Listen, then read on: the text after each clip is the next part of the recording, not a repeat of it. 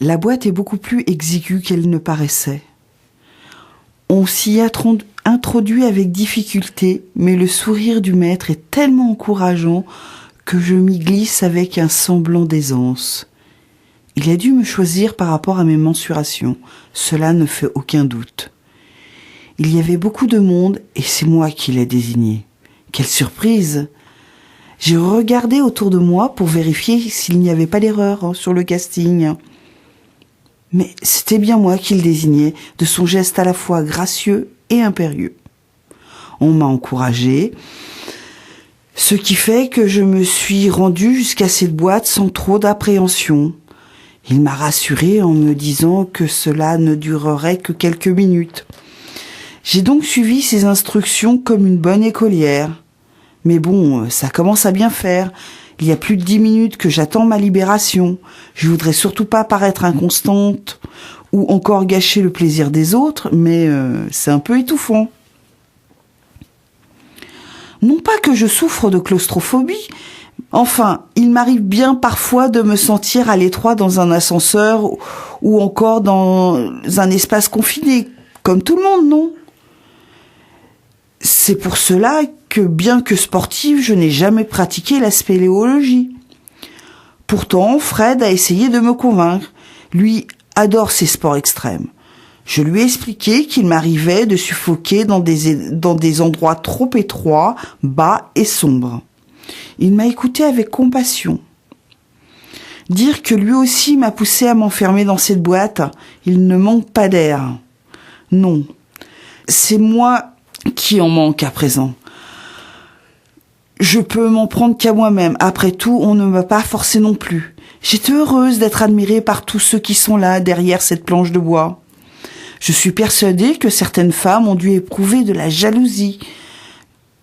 J'ai en effet un look très branché. Cela me rappelle quand Fred m'avait invité à danser lors de la soirée d'anniversaire de Chloé. Il m'a entraînée au centre de la pièce, à la vue de tous. Je voulais le ramener sur les extérieurs, loin de la foule à facettes. Rien à faire, il résistait.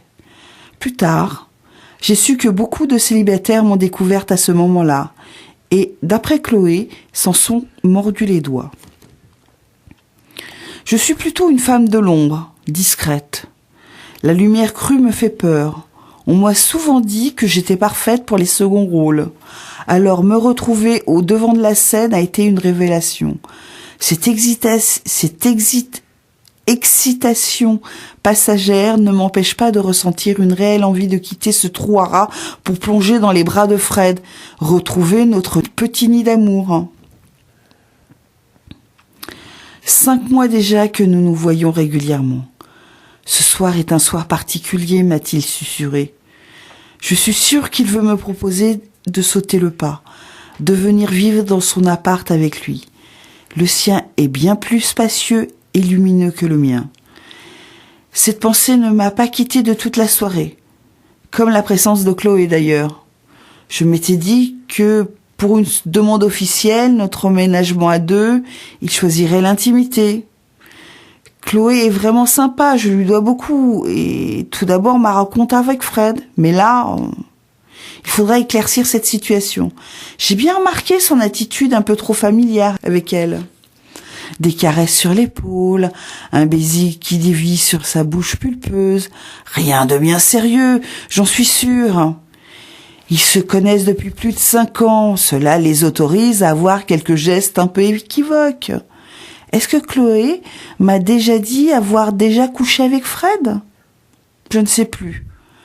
Oh, cette situation devient embarrassante. Je voudrais sortir de cette boîte. Est-ce que je peux frapper un petit coup seulement ? Rien, aucune résonance. Cette boîte est complètement étanche. Pas de panique.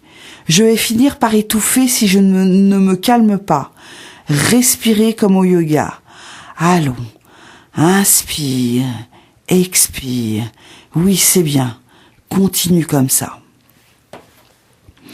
Ça fait bien 10 minutes que j'ai donné un premier coup.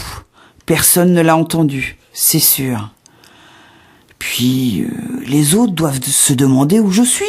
Je vais tambouriner jusqu'à ce que le maître ou quelqu'un d'autre me délivre enfin. J'ai mal au poing. Les chocs se répercutent dans mon cerveau sans atteindre l'extérieur. Il n'y a pas d'alternative. Je vais crier pour qu'on me délivre enfin. Je viens de m'époumoner. Je suis persuadée que mes cris ne franchissent pas la barrière de bois. Que faire? Je commence à transpirer. Mon souffle est de plus en plus court. Il ne faut pas que je flanche. J'ai encore mon portable dans ma poche. Je vais envoyer un texto. Aucun contact avec l'extérieur n'est possible. Rien. Je n'entends plus rien. La salle était pourtant comble quand j'ai pris la place au 3e rang avec Chloé à ma droite et Fred à ma gauche. Je voulais une place centrale pour ne rien rater du spectacle.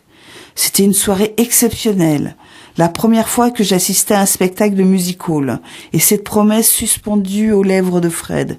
Où est-il? Est-il sorti bien tranquillement avec Chloé sans se poser plus de questions? Comment peut-il me laisser affronter cette épreuve seule dans cette boîte dont le pouvoir est de faire disparaître les pauvres spectateurs désignés par le maître? Comment s'appelle-t-il déjà? Mandrake? J'ai bien l'impression qu'elle a réussi son coup, cette boîte de malheur. Mais où vont les disparus? Où suis-je? Est-ce que le prochain cobaye va accepter de monter sur scène, prendra ma place? Est-ce que je réapparaîtrai à ce moment-là? Au fait, n'était-ce pas la dernière représentation de ce prestidigitateur? Fred avait obtenu à prix d'or ses billets. Le spectacle était un succès. Il m'a dit les avoir achetés avec Chloé.